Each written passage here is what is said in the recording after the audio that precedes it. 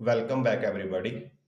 This is our 10th class in JEE Mains previous year questions for chapter Electrostatic Potential and Capacitance of class 12th. This is a subtopic related to chapter Electrostatics of class 12, and in this series we have completed till now 9 videos, and this is going to be 10th video in this series. Similarly, we have also started similar type of series for NEET previous years. So you can go to our channel in playlist section. There you can find NEET playlist previous year questions also. So, and if you find these videos useful, then you can press the like button, share them as much as possible, and subscribe to our channel. Also, if you want to support us financially, then you can scan any of these QR code in front of your screen and donate us with whatever amount you want. With your donations, we will be able to keep on making these videos on regular basis. So with this, let's start today's video. And in previous video, I think we covered up to question number 70 or something. Okay. So this is the last question, question number 76. And today we will start with question number 78. So let's adjust the screen slightly. Now, capacitor C1 is charged up to voltage V equals to 60 volt by connecting it battery B through switch 1. Now C1 is disconnected from the battery and connected to a circuit consisting of two uncharged 3 microfarad and 6 microfarad through switch 2 shown in the figure. The sum of final charges on C2 and C3. तो हमें ये बताना है कि दोनों के जो final charges हैं उनका सम हमारे पास यहाँ पे कितना होगा। सो अगेन यहाँ पे जो हमारा ये सिस्टम है, पहले आप इसको C1 को चार्ज करोगे और जब आप इसको डिस्कनेक्ट कर दोगे सर्किट से, सपोज हमने इसको चार्ज कर लिया और अब हमने इसको सर्किट से डिस्कनेक्ट कर दिया और ये वाला पार्ट हमने कनेक्ट कर दिया, तो इस सिनेरियो में जो हमारा क्या आ रहा है, जो चार्ज है, चार्ज विल रिमेन कंजर्व्ड।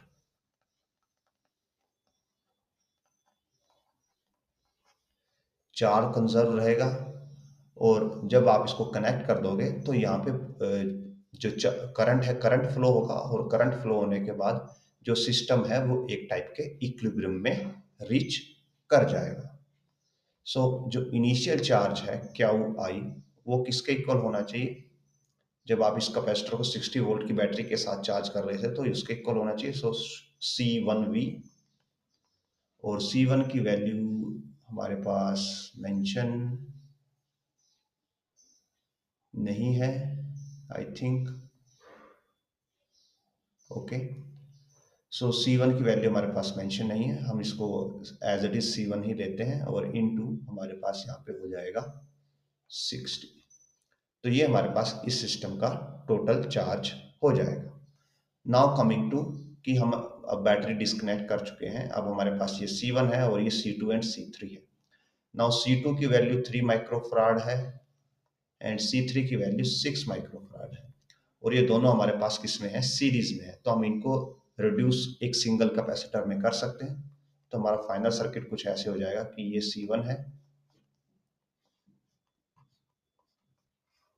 और ये हमारा C है और ये C क्या है? इन दोनों का सीरीज कॉम्बिनेशन है।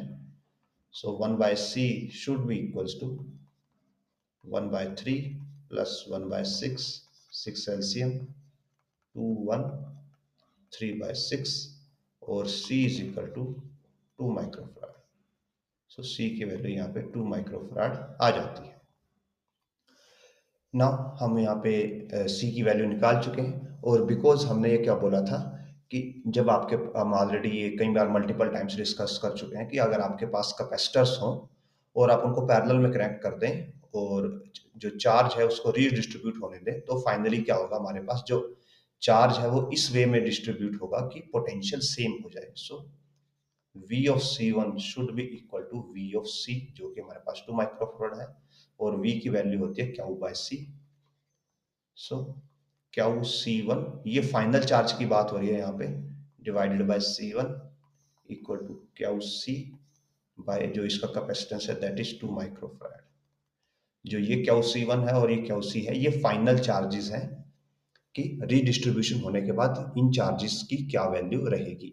एंड अगेन जो चार्जेस हैं वो कंजर्व रहने चाहिए, so Q of C one plus Q of C should be equal to Q initial. So ये हमारे पास दो रिलेशन बन जाते हैं। And let me check, I think यहाँ पे सी वन की वैल्यू मिसिंग है समहाउ स्टेटमेंट में, so let me check the actual question.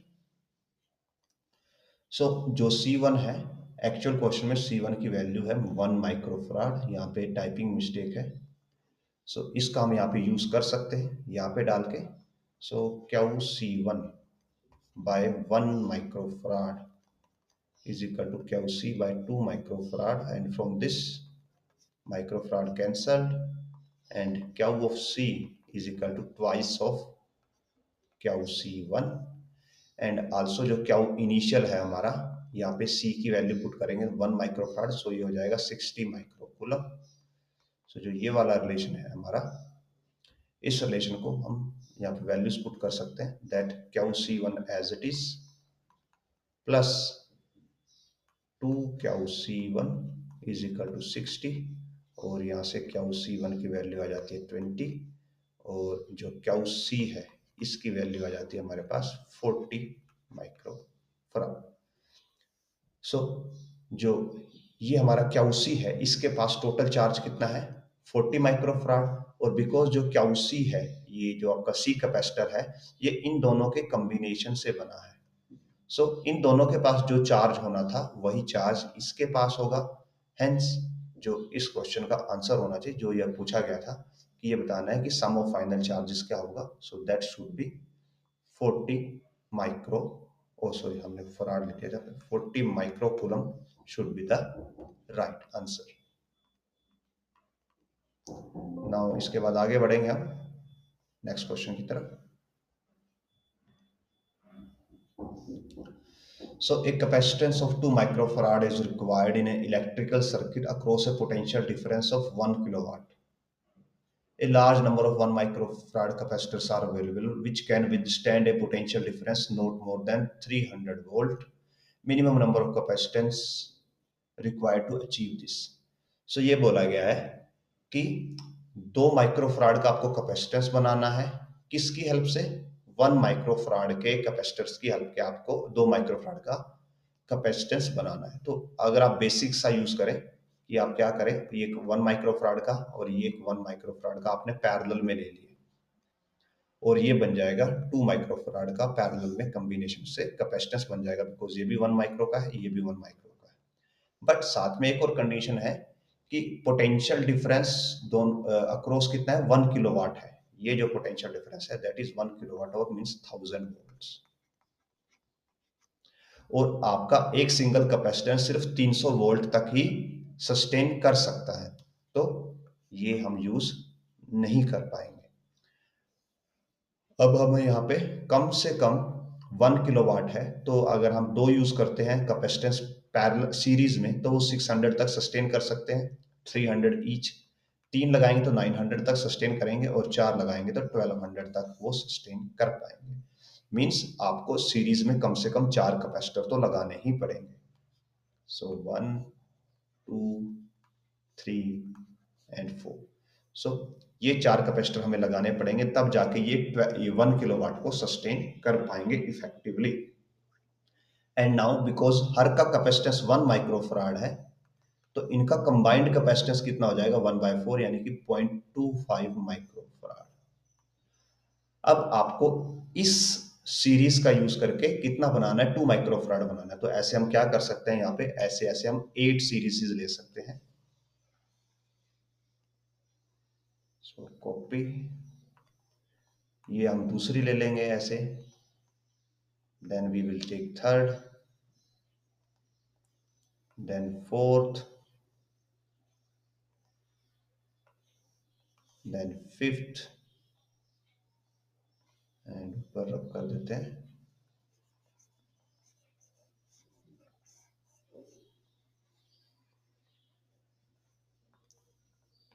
ये हमारी 6th हो गई, ये 7th हो गई, एंड यहाँ पे हम 8th भी ले सकते हैं।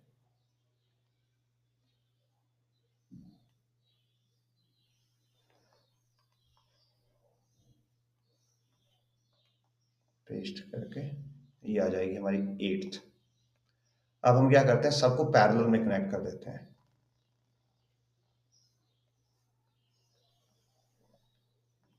बिकॉज हर सीरीज का जो कैपेसिटेंस है 0.25 है, और हमने ऐसी ऐसी 8 को कनेक्ट कर दिया है एक दूसरे के साथ, तो ये पैरेलल में कैपेसिटेंस नॉर्मली ऐड हो जाता है डायरेक्टली। सो 0.5 इंटू 8 हमारे पास बन जाएगा 2 microfarad.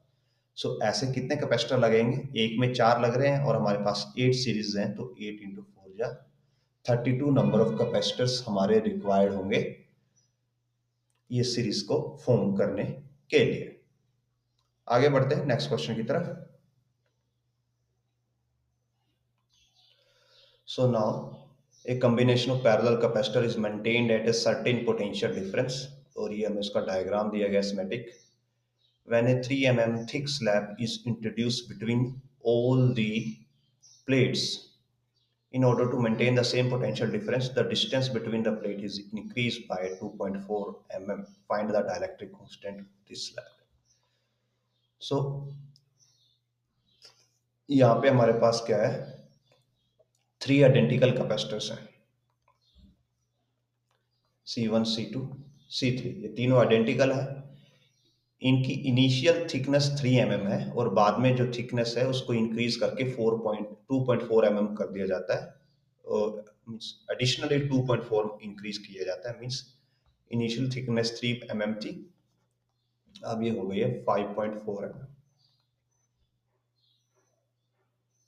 Sorry, note note note note note, नहीं, ये ऐसा नहीं है।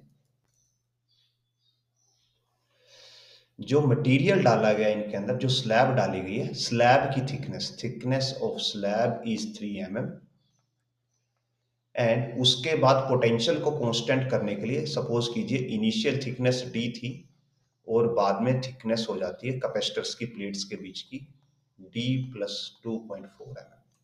So this is the scenario, और हमें ये बताना है कि अब जो स्लैब डाली गई है उसका डाइलेक्ट्रिक कांस्टेंट क्या होगा, प्रोवाइडेड कि दोनों सिनेरियो में, कि जब तक स्लैब नहीं डाली गई थी और जब स्लैब डाल दी गई और थिकनेस में इंक्रीज कर दिया गया, तो जो पोटेंशियल है दोनों सिस्टम का पोटेंशियल हमारे पास इक्वल रहे। नाउ यहाँ पे हो सकता है कि फर्स्ट ऑफ ऑल आप इस सिस्टम को सोल्व करने लग जाओ कि इस सिस्टम का फाइनल कैपेसिटेंस कितना होगा। बिकॉज दोनों सिनेरियो में सिस्टम आइडेंटिकल है, तो इसका कोई ना कोई एक फाइनल कैपेसिटेंस होगा जिसको हम सी मान लेते हैं, और हमें इसको, इस पूरे सर्किट को सोल्व करने की जरूरत नहीं है। हम जस्ट एक इसको पूरे सिस्टम को एज एक सिंगल कैपेसिटर सी मान लेते हैं, और हम उसमें ही ये सारे के सारे चेंजेस करेंगे, बिकॉज सारे के सारे कैपेसिटर आइडेंटिकल हैं। तो आप जो चेंजेस कर रहे हैं वो सभी में कर रहे हैं, और उनके रिजल्ट में भी यहाँ पे इफेक्ट शो करेंगे। सो जो नॉर्मल सी होता है, सी के लिए नॉर्मल फॉर्मूला होता है epsilon naught A by T, और जब आप उसके अंदर कोई प्लेट ऐड कर देते हो विद सर्टेन थिकनेस, तो जो फॉर्मूला है वो मॉडिफाई हो जाता है epsilon naught A by D, जो थी एक्चुअल थिकनेस माइनस जिस जिस थिकनेस की हमने यहाँ पे स्लैब इंट्रोड्यूस की, T S plus T S by K. तो ये हमारे पास यहाँ पे रिलेशन बन जाता है नया। सो जो सी डैश है उसकी वैल्यू हो जाएगी एप्सिलॉन नोड ए, जो हमारी थिकनेस है, ये वाली जो डी की यहाँ पे वैल्यू है, ये वो वाली थिकनेस है जो आपने जो आपके नए कैपेसिटर की है। ये डी वाली हमारी थी ओल्ड कैपेसिटर की, सो हम इसको डी डैश कर सकते हैं। तो यहाँ पे ये डी डैश हो जाएगा कि हमारे जो इनिशियल कैपेसिटर है जिसमें कोई चेंजेस नहीं है, उसकी थिकनेस डी है, और जब हम कुछ चेंजेस करते हैं उसके अंदर स्लैब डालते हैं तो थिकनेस डी डैश हो जाती है, तो नई थिकनेस यहाँ पे डी डैश आएगी। सो डी डैश की वैल्यू आएगी डी प्लस 2.4, और ये सब mm में ही है, माइनस 3 आएगा एंड प्लस 3 बाय के आएगा। इसको फर्दर सोल्व कर सकते हैं। बिकॉज एज पर गिवन की जो पोटेंशियल है, पोटेंशियल इक्वल है, सो पोटेंशियल होता है Q by C. And now अब हमें इस क्वेश्चन में ये पता है कि दोनों के लिए पोटेंशियल इक्वल है, so we can say V is equal to V dash, और यहां से हम कह सकते हैं that Q by C should be equal to Q dash by C dash, C dash. Now coming to the charges, कि यहाँ पे चार्जेस कंजर्व रहेंगे या नहीं रहेंगे। सो इनिशियली क्वेश्चन का जो फर्स्ट पार्ट है, यहाँ पे ऐसा कुछ नहीं मेंशन कि आपने इसको इनिशियली बैटरी से कनेक्ट किया और फिर डिस्कनेक्ट कर दिया, बिकॉज जब आप बैटरी से कनेक्ट करते हो और डिस्कनेक्ट कर देते हो तभी चार्जेस है कांस्टेंट रहते हैं। बट जब आप सेकंड पार्ट में जा रहे हो यहाँ पे और ये लिखा गया in order to maintain same potential, अब सेम पोटेंशियल मेंटेन करने के लिए डिस्टेंस को इंक्रीज किया गया। अगर ये कॉम्बिनेशन बैटरी से कनेक्टेड रहता तो चाहे आप इसके अंदर स्लैब किसी भी डाइलेक्ट्रिक स्ट्रेंथ की किसी भी के वैल्यू की डाल देते, पोटेंशियल चेंज नहीं होने वाला था। बिकॉज यहाँ पे पोटेंशियल चेंज हो गया और उसको ओरिजिनल वैल्यू पे वापस लाने के लिए थिकनेस को चेंज करना पड़ा, इट डज मीन कि बैटरी यहाँ पे डिस्कनेक्टेड है। और अगर बैटरी डिस्कनेक्टेड है तो चार्ज यहाँ पे क्या रहेगा, charge is conserved means Q is equal to Q dash, तो इसका मीनिंग क्या हो जाएगा, C is equal to C dash. और अगर दोनों को कंपेयर करेंगे, so epsilon naught A by D should be equal to epsilon naught A D plus, negative हो जाएगा 0.6 प्लस 3/k। नाउ यहाँ से एप्सिलॉन नोड ए कैंसिल हो जाएगा और रिवर्स कर देंगे दोनों को, तो D is equal to D minus 0.6 plus 3/k, ये डी से डी कैंसिल होगा, 0.6 इधर आके पॉजिटिव हो जाएगा, is equal to 3/k। And from here k आ जाता है हमारे पास 3/0.6, और 0.6 को लिख सकते हैं 6/10, सो 2 और ये 5, सो k की वैल्यू आती है हमारे पास 5, जो कि ऑप्शन सी के साथ मैच करती है। आगे बढ़ते हैं नेक्स्ट क्वेश्चन की तरफ। Energy stored in A electric field produced by metal sphere is 4.5 joule. If the sphere contains 4 microcoulomb charge, its radius will be, तो हमें ये बताना है कि इसकी रेडियस कितनी होगी। और साथ में ये बोला गया है कि जो इसके अंदर एनर्जी स्टोर्ड है वो एनर्जी कितनी है, 4.5 जूल है। सो जो एनर्जी स्टोर्ड होती है, बिकॉज जो स्फेरिकल आपके पास ये क्या है, स्फेयर है, तो स्फेयर किसका काम करेगा, ये फील्ड भी प्रोड्यूस करेगा, पोटेंशियल भी प्रोड्यूस करेगा, और साथ में इसके पास एक कैपेसिटेंस भी होता है। और कोई कैपेसिटर है आपके पास तो उसकी जो एनर्जी होती है that is given by half CV²। और जो स्फेरिकल कैपेसिटर है उसकी जो कैपेसिटेंस होता है C, that is given by 4πε0r into where r is radius. और यहाँ पे साथ में हमारे पास v की वैल्यू है और चार्ज गिवन है, सो व्हाट वी डू, हम ये वाला फॉर्मूला यूज नहीं करेंगे, we will use u is equal to Q² by 2c।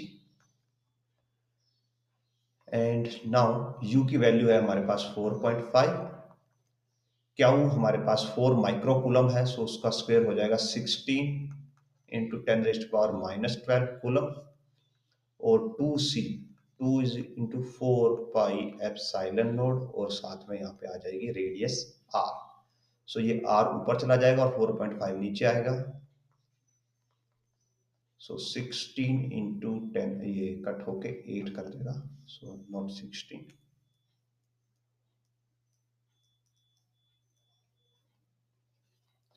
8 into 10⁻⁻12 bye 4πε0, और इंटू आएगा यहाँ पे 45, और साथ में 10 आ जाएगा पॉइंट हटाने के लिए।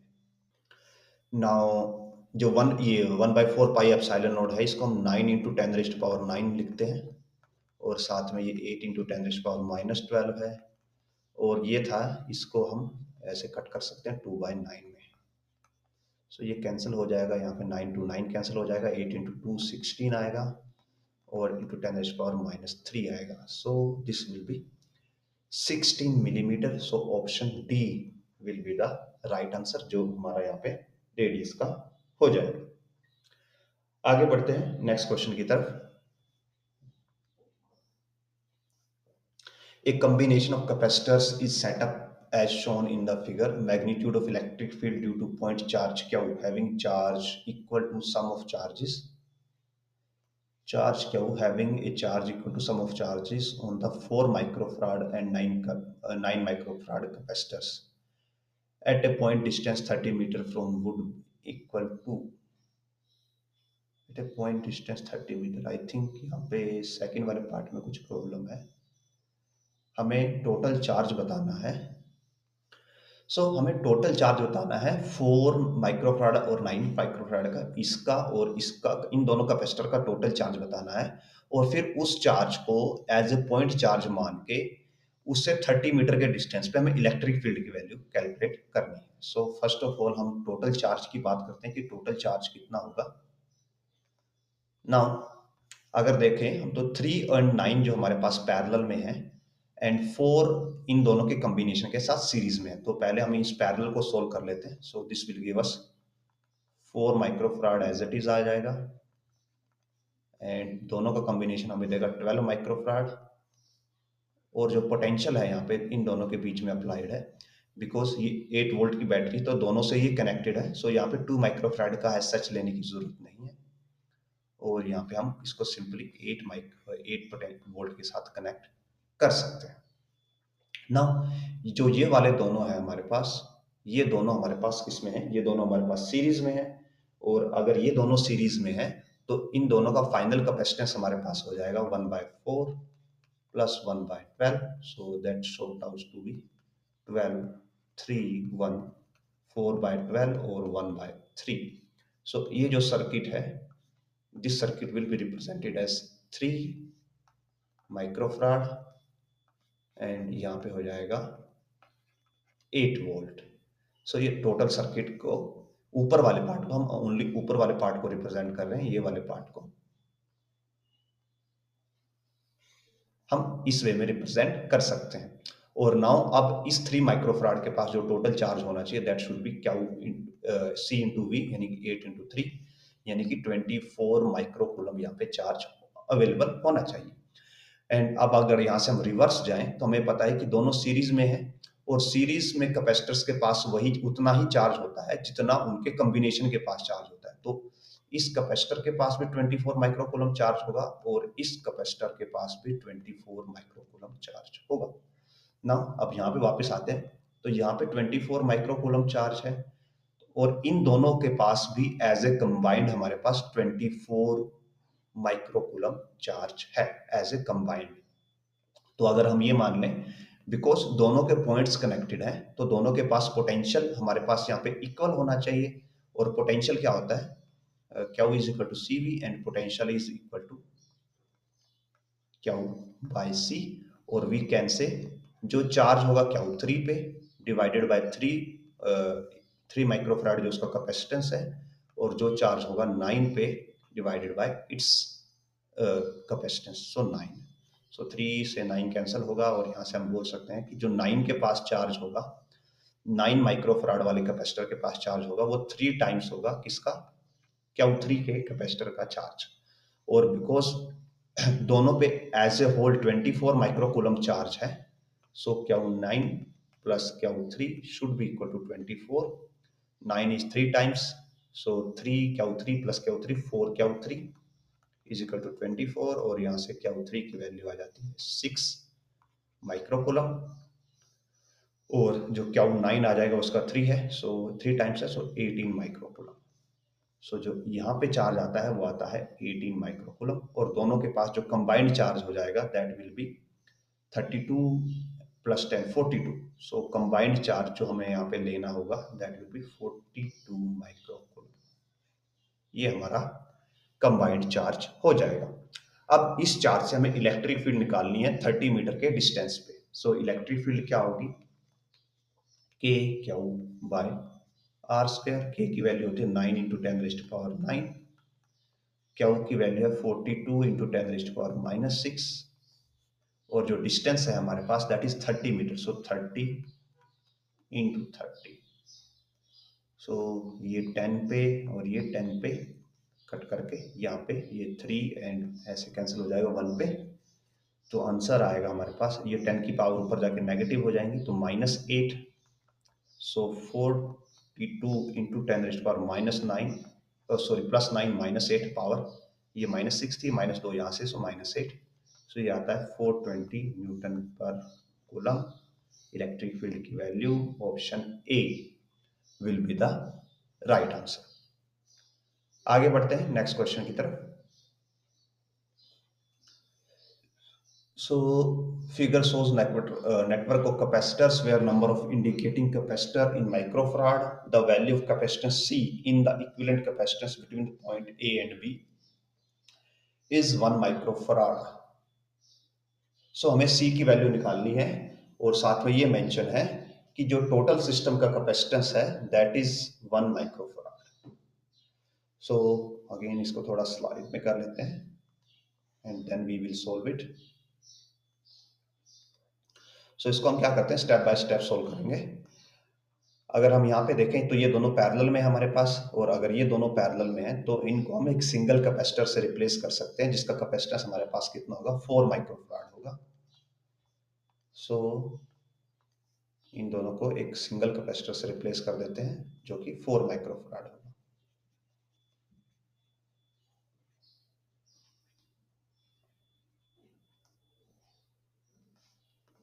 So that will B 4। Now ये दोनों हमारे किस में है, सीरीज में है, और ये दोनों अगर सीरीज में है तो इनको भी हम एक सिंगल कैपेसिटर से रिप्रेजेंट कर सकते हैं जिसका कैपेसिटेंस होगा 1/6 प्लस 1/12। सो 12 एलसीएम, यहाँ पे 2 आएगा, यहाँ पे 1 आएगा, 3/12 और 1/4 मीन्स एक कैपेसिटर जिसका कंबाइंड कैपेसिटेंस क्या हो, 4 माइक्रोफराड हो। सो हम इनको भी रिप्लेस कर सकते हैं।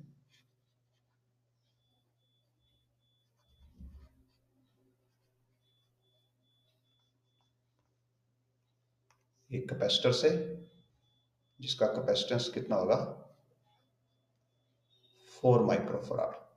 नाउ अगर आप ये देखें कि ये वाला 4 और ये वाला 4 दोनों किस में है, सीरीज में है, ओ सॉरी पैरेलल में है, तो इनको भी हम एक सिंगल कैपेसिटर से रिप्लेस कर सकते हैं जिसकी वैल्यू होनी चाहिए 4 + 4 यानी कि 8। तो हम इसको हटा देते हैं यहाँ से, और जो 4 है इसकी वैल्यू यहाँ पे हो जाएगी 8। सो अब जो हमारे पास सर्किट बचता है, अब हम इसको सोल्व करते हैं separately. So we will be left with, ये C है, ये 1 का कैपेसिटर है, उसके बाद यहाँ पे 8 का कैपेसिटर है, और ये 1 से फिर यहाँ पे 8 का कैपेसिटर है, और यहाँ पे 4 का कैपेसिटर है, और ये ऐसे यहाँ पे कनेक्टेड है, और यहाँ पे पॉइंट P है और यहाँ पे पॉइंट A।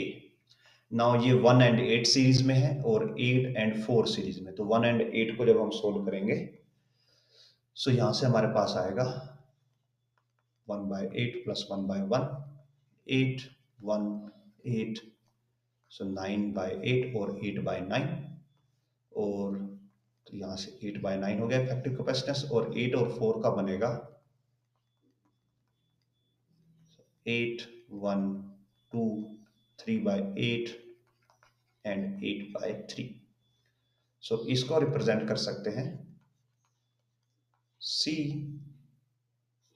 यहाँ पे एक कैपेसिटर हो जाएगा जिसका कैपेसिटेंस है 8/9, और ये कैपेसिटेंस हो जाएगा जिसका कैपेसिटेंस है 8/3, और यहाँ पे पॉइंट हो जाएगा B, यहाँ पे पॉइंट हो जाएगा A। अब ये जो 8/9 और 8/3 हैं दोनों पैरेलल में है, तो इनको हम कंबाइंड में रिप्रेजेंट कर सकते हैं सिंपली ऐड करके, 8/9 plus 8/3, 9 LCM 8 plus 24,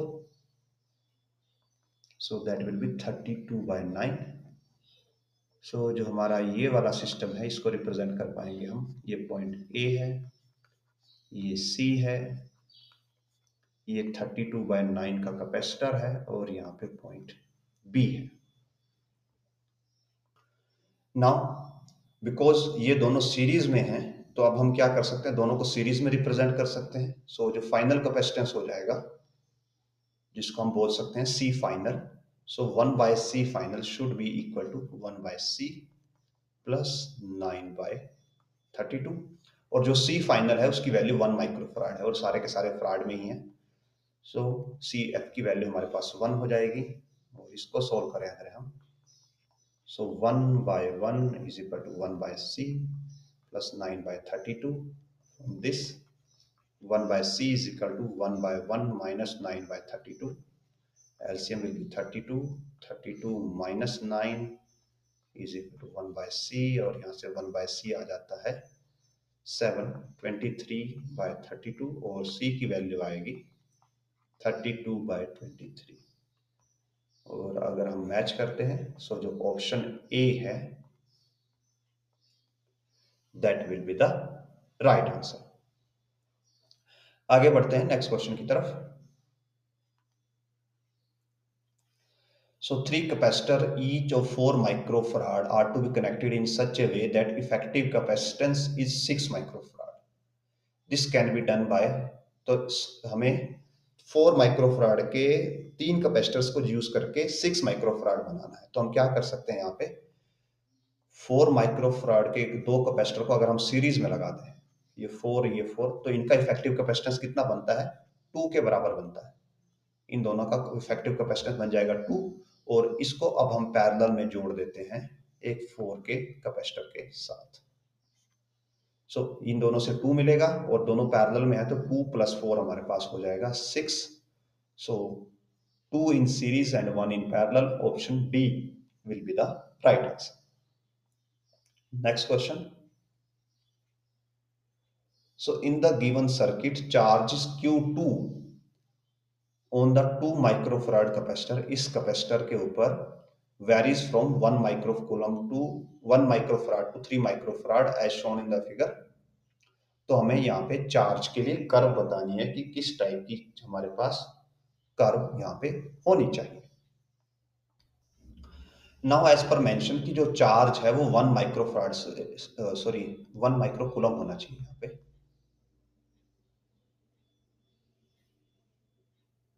okay, sorry, not microcoulomb. Charge Q2 on the 2 microfarad capacitor changes as C varied from 1 to 3 microfarad. Q2 as a function of C is given properly by। So जो ये C है यहाँ पे हमारे पास, ये वाला capacitor है, इसका हम यहाँ पे क्या कर रहे हैं, कैपेसिटेंस बढ़ा रहे हैं। तो इसका कैपेसिटेंस हम 1 माइक्रोफराड से कितना कहाँ तक बढ़ा रहे हैं, 3 माइक्रोफराड तक इंक्रीज कर रहे हैं। नाउ वी नो, जब अगर आप इसका कैपेसिटेंस बढ़ाओगे, ये वाला कैपेसिटेंस बढ़ाओगे, तो इसके ऊपर जो चार्ज स्टोर्ड है उसकी वैल्यू इंक्रीज होगी। और बिकॉज आपको ये पता होगा कि इन दोनों को हम एक पैरेलल में सिंपल कैपेसिटर से रिप्रेजेंट कर सकते हैं कि ये C है हमारे पास और ये दोनों का कॉम्बिनेशन 3 है। तो अगर आप C इंक्रीज कर रहे हो तो कैपेसिटेंस की वैल्यू भी इंक्रीज हो रही है, और उससे इसके ऊपर स्टोर्ड चार्ज की वैल्यू इंक्रीज हो रही है। और अगर इसके ऊपर का चार्ज इंक्रीज हो रहा है तो इसके ऊपर का चार्ज भी इंक्रीज होगा, बिकॉज सीरीज के अंदर जो चार्ज एक कैपेसिटर पे होता है वही चार्ज दूसरे कैपेसिटर के पास भी होता है। सो इसकी वैल्यू इंक्रीज करेंगे तो इसके ऊपर का चार्ज इंक्रीज होगा। तो यहाँ पे 3 माइक्रोफराड का जो कैपेसिटर है इसके ऊपर का चार्ज भी इंक्रीज होगा। और अगर 3 माइक्रोफराड यानी कि इस कॉम्बिनेशन के ऊपर चार्ज इंक्रीज हो रहा है तो 2 माइक्रोफराड के ऊपर भी चार्ज इंक्रीज होगा, और जो 1 माइक्रोफराड है उसके ऊपर भी चार्ज की वैल्यू इंक्रीज होगी। मींस जब आप C को इंक्रीज करोगे तो जो 2 माइक्रोफराड कैपेसिटर है उसके अंदर क्या होगी, हमारे पास चार्जिंग होगी। ये वाला कैपेसिटर हमारा चार्ज होगा। और हमें ये पता है कि अगर कोई कैपेसिटर चार्ज हो रहा है तो उसकी जो चार्जिंग की कर्व होती है वो समथिंग लाइक कुछ ऐसे होती है, कुछ टाइम के बाद सैचुरेट होती है। सो अगर हम ये वाली कर्व यहाँ पे कहीं मैच करें तो एक ही ऑप्शन है जो हमारा ऑप्शन डी, जो यहाँ पे मैच करता है। नाउ आगे बढ़ते हैं नेक्स्ट क्वेश्चन की तरफ। So in the figure, a system of 4 capacitor connected across 10 volt battery as shown in the figure, charge will flow from switch S when it close, तो ये बताना है कि जब आप S को क्लोज कर दोगे तो कितना चार्ज A से B की तरफ या B से A की तरफ फ्लो होगा। So let's adjust the screen and start.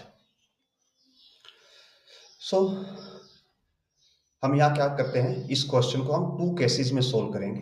पहला कि जब आपका स्विच ओपन है और दूसरा जब स्विच क्लोज हो जाता है। सो केस 1, इसमें स्विच ओपन। अगर हमारा स्विच ओपन है तो सर्किट हमारा कुछ ऐसे बनेगा कि ये 2 का कैपेसिटर है, ये 3 का कैपेसिटर है, अगेन ये नीचे 3 का कैपेसिटर है और ये 2 का कैपेसिटर है। ये 2, ये 3 और यहाँ पे बैटरी कनेक्टेड है 10 वोल्ट की।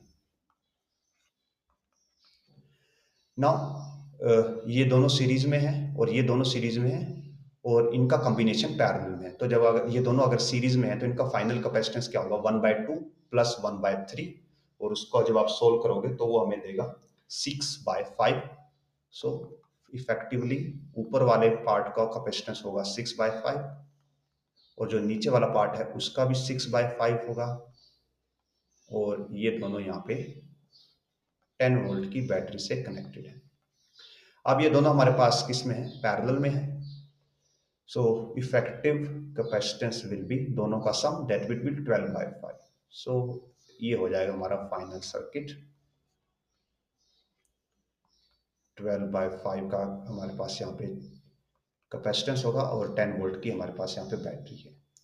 और इन शॉर्ट हम ये बोल सकते हैं कि जो हमारा 6/5 है इसके ऊपर कितना चार्ज होगा। So charge will be, because 10 volt directly इससे कनेक्टेड है, so charge will be CV और चार्ज हो जाएगा 6/5 इंटू 10 और ये हो जाता है 12 कूलम, 12 माइक्रो कूलम यहाँ पे, बिकॉज माइक्रो में है सब कुछ। सो यहाँ पे भी जो चार्ज है वो 12 माइक्रो कूलम का होगा, यहाँ माइक्रो नहीं लिख रहे हर के पीछे, और यहाँ पे भी 12 माइक्रो कूलम का चार्ज होगा। और बिकॉज जो ये ऊपर वाला पार्ट है ये इन दोनों के सीरीज कॉम्बिनेशन से बना हुआ है, सो दोनों के पास चार्ज यहाँ पे कितना होना चाहिए, इसके पास भी 12 होना चाहिए, इसके पास भी 12 होना चाहिए। तो इसके पास भी 12 कूलम का चार्ज होगा, इसके पास भी 12 कूलम का चार्ज होगा और सेम जो नीचे वाले हैं यहाँ पे भी 12 कूलम का चार्ज होगा और यहाँ पे भी हमारे पास 12 कूलम का चार्ज होगा। नाउ हमारे पास चार्जेस आ गए, तो अभी हम पोटेंशियल ड्रॉप के बारे में बात करते हैं और इसको थोड़ा जूम कर लेते हैं सो दैट हम थोड़ा बेटर वे में लिख पाए। एंड पेन को थिक कर लेते हैं। नाउ वी नो जो क्यू होता है, Q is given bye C/V, sorry CV, और यहाँ से V हो जाता है Q/C। तो इस कैपेसिटर के का कैपेसिटेंस 2 है, 2 माइक्रोफराड है और इसके पास 12 माइक्रो कूलम का चार्ज है। तो इसके अक्रॉस जो पोटेंशियल होगा that will B 6 volts. Means जो आपकी बैटरी ने 10 वोल्ट प्रोवाइड किया उसमें से 6 वोल्ट यहाँ पे ड्रॉप हो जाएगा।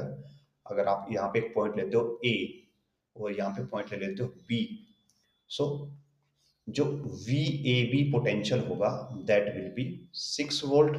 और अगर आप दूसरे कैपेसिटर के लिए देखते हो, यहाँ पे पॉइंट C ले लेते हो, तो B और C का जो के बीच का जो पोटेंशियल डिफरेंस होगा that will B 12/3, that is 4 volt.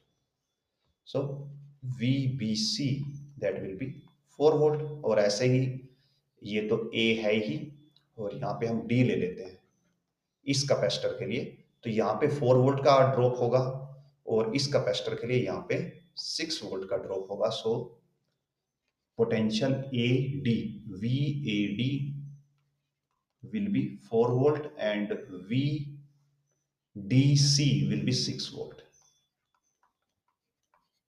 सो अगर हम ये देखें B पॉइंट है जो A के रिस्पेक्ट में, B पॉइंट A के रिस्पेक्ट में 6 वोल्ट पे है और जो D पॉइंट है वो A के रिस्पेक्ट में कितने पे है, 4 वोल्ट पे है। मींस जो B पॉइंट है इसका पोटेंशियल ज्यादा है as compare to D point के। सो इफ अगर हम दोनों को यहाँ पे कनेक्ट कर देते हैं तो आपका जो करंट है वो डाउनवर्ड फ्लो करना चाहिए। मींस B to D हमारा करंट फ्लो करना चाहिए। तो हमने सिंपल केस 1 से ये आइडिया यहाँ पे ले लिया है कि जो करंट है वो ऐसे फ्लो करेगा। और अगर हम ऑप्शंस में जाके चेक करते हैं और हमने यहाँ पे इसको बी और डी माना है और जो यहाँ पे दिए गए हैं वो ए और बी दिए गए हैं, सो ए से करंट डाउनवर्ड बी की तरफ जाना चाहिए। और अगर हम देखें यहाँ पे जो हमारे पास ऑप्शंस हैं, अब उसमें ए टू बी ये दो ऑप्शन है और एक हमारे पास बी टू ए ये ऑप्शन है और सी जीरो ऑप्शन है। तो ए और सी तो हमारे पास यहाँ पे नहीं हो सकते एंड सो ऑप्शन सी तो एटलीस्ट यहाँ पे डेफिनेटली नहीं हो सकता। एंड हमने एक छोटा सा स्लाइड सा मिस्टेक कर दिया मेजरमेंट में, तो वो मेजरमेंट हम आपको दोबारा बता देते हैं कि हमने सारे के सारे पोटेंशियल मेजर कर लिए, वी ए बी कर लिया, वी ए डी कर लिया, वी बी सी कर लिया और वी डी सी कर लिया। तो जब भी हमें करंट की देखना होता है कि कहाँ से कहाँ करंट फ्लो करेगा, तो एक्चुअली हम ए पॉइंट के रिस्पेक्ट में नहीं, हम सी पॉइंट के रिस्पेक्ट में करेंगे मेजरमेंट। व्हाई? बिकॉज जो सी पॉइंट है वो ग्राउंड से कनेक्टेड है और पोटेंशियल हमेशा ग्राउंड के रिस्पेक्ट में मेजर किया जाता है। सो लेट मी रब दिस, हम इसको दोबारा से लिखेंगे सारे को।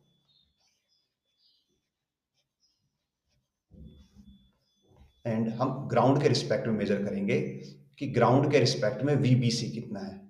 सो वीबीसी हमारे पास होगा 4 वोल्ट एंड वीडीसी हमारे पास होगा 6 वोल्ट, बिकॉज इस कैपेसिटर के क्रॉस जो डाउनवर्ड है इसमें 6 वोल्ट का पोटेंशियल ड्रॉप है।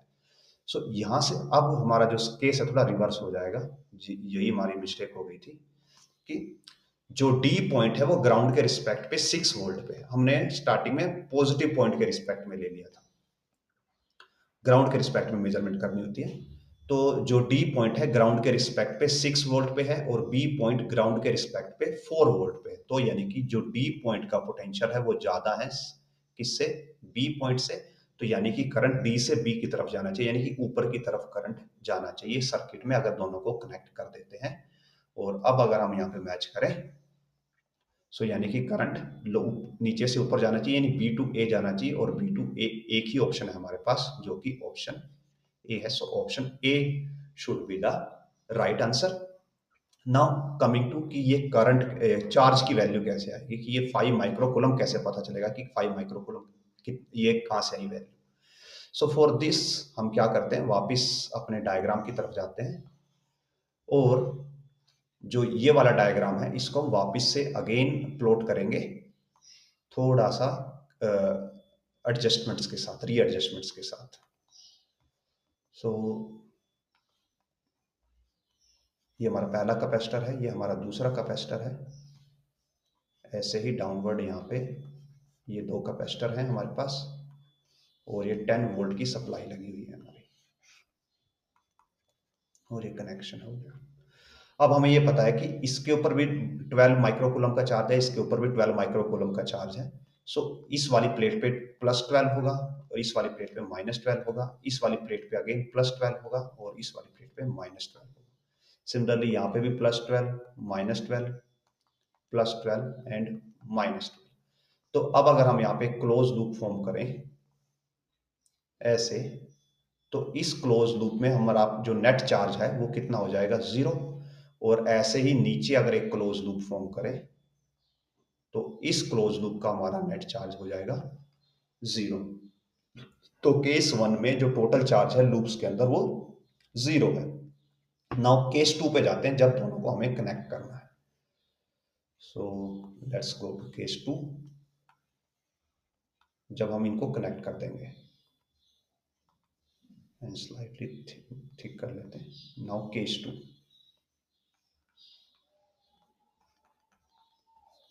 कनेक्टेड। जब स्विच हमारा कनेक्टेड है तो अब हमारा सर्किट कुछ ऐसे बनेगा, बिकॉज बीच से हमने कनेक्ट कर दिया है तो ये अब हमारे पास दो पैरेलल सर्किट्स बनेंगे और यहाँ पे हमारी बैटरी लगी हुई है। ये आई थिंक कितने का है, लेट मी चेक। 2 3 है और 3 2 है। सो ये 2 का है, ये 3 का है, ये 3 का है और ये 2 का है। नाउ बिकॉज ये पैरेलल में है तो हम क्या कर सकते हैं, इनको ऐड कर सकते हैं और इनको भी ऐड कर सकते हैं। तो इफेक्टिव ये 5 का हो जाएगा पहले वाला, और दूसरे वाला भी हमारे पास 5 का हो जाएगा। और यहाँ पे 10 वोल्ट की हमारी बैटरी लगी हुई है, और ये दोनों सीरीज में है, तो इन दोनों को 1/5 करते हैं हम, तो यहाँ पे इफेक्टिव कैपेसिटेंस हो जाएगा 5/2, और बैटरी हो जाएगी यहाँ पे 10 वोल्ट की। तो जो ये वाला सिस्टम है, इसके पास जो टोटल चार्ज होना चाहिए that will be C into V, यानी कि 5/2 इंटू 10, और ये हो जाता है 5 और 25, और ये सब माइक्रो में है, सो 25 माइक्रोकुलम। तो अगर इसके पास 25 माइक्रोकुलम का चार्ज है, और ये इन दो कैपेसिटर के सीरीज कॉम्बिनेशन से बना है, तो इनके पास भी सेम चार्ज होना चाहिए। मींस यहाँ पे भी 25 का चार्ज होना चाहिए और यहाँ पे भी 25 का चार्ज होना चाहिए। तो अगर इस 5 के पास 25 का चार्ज है, तो ये वाला 5 माइक्रोफैराड कैपेसिटर 2 और 3 के कॉम्बिनेशन से बना है, तो इनके पास भी एज ए होल कितना चार्ज होना चाहिए, 25 का चार्ज होना चाहिए। और इंडिविजुअल कैसे कैलकुलेट करेंगे, बिकॉज दोनों के एंड पॉइंट्स कनेक्टेड हैं, तो दोनों के पास सेम पोटेंशियल होगा, और पोटेंशियल होता है Q is equal to C V होता है, पोटेंशियल आ जाता है क्यू बाय सी।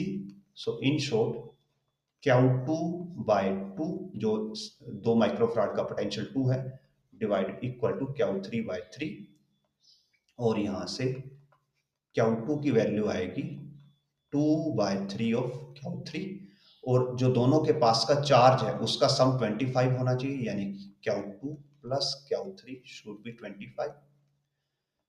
Q2 की वैल्यू 2/3 ऑफ Q3 है, प्लस Q3 इक्वल्स टू 25, और यहाँ से Q3 कॉमन लेके 2/3 प्लस 1, तो ये हो जाएगा 5/3 इक्वल्स 25, ये 5 पे कैंसिल होगा, और Q3 की वैल्यू आ जाती है हमारे पास 15 माइक्रोकुलम। सो इस वाले कैपेसिटर पे जो चार्ज होगा, इसको थोड़ा सा थिन कर लेते हैं हम। तो 3 वाले के जो चार्ज होगा वो 15 माइक्रोकुलम होगा,